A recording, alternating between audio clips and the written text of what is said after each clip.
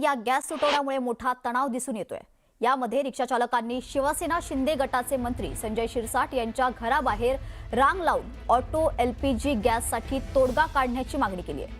छत्रपती संभाजीनगर शहरातील सगळे ऑटो गॅसचे पंप बंद झाल्याने रिक्षा चालक आता अडचणीत सापडले।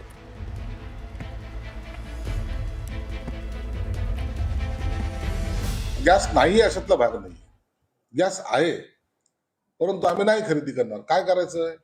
ही जी काही उर्मट भाषा या पंपवाल्यांची आहे त्याच्यामुळं खऱ्या अर्थानं या सगळ्या रिक्षा चालकाला त्रास होतो।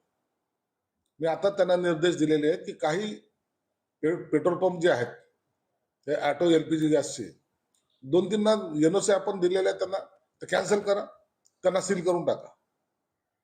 त्यामुळं तरी ठिकाणावर येतील ना। यामुळं जो रिक्षा चालक हातावर त्याचं पोट आहे त्याला आज जर तो गॅस भेटला नाही तर त्याचं कुटुंब उघड्यावर पडेल ना। 5 दिवस झालेत त्यांना गॅस मिळत नाही, म्हणून आता ही कठोर कारवाई करण्याचे निर्देश मी पुरवठा अधिकारी आणि जिल्हाधिकाऱ्यांना दिलेले आहेत। दरम्यान छत्रपती संभाजीनगरमध्ये एलपीजी गॅसचा तुटवडा निर्माण झाल्यामुळे रिक्षा चालकांना मोठी कसरत करावी लागते। एलपीजी गॅसच्या पंपावर तब्बल 3 किलोमीटरपर्यंत वाहनांच्या रांगा लागल्यात। संभाजीनगरच्या तुरळक पंपावर एलपीजी गॅस उपलब्ध असल्याचं रिक्षा चालकांकडून सांगितलं जातंय।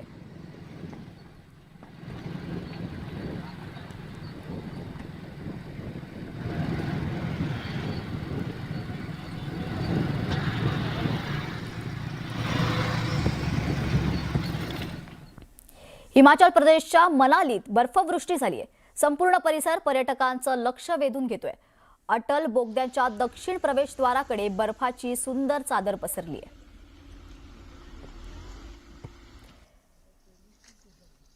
आपण पाहू शकता मनालीमध्ये आता बर्फवृष्टी सुरू झालेली आहे। पर्यटकांसाठी ही मेजवानीचे खरं तर संपूर्ण ठिकाणी अशी बर्फाची चादर पसरल्याचं आपण पाहू शकतो।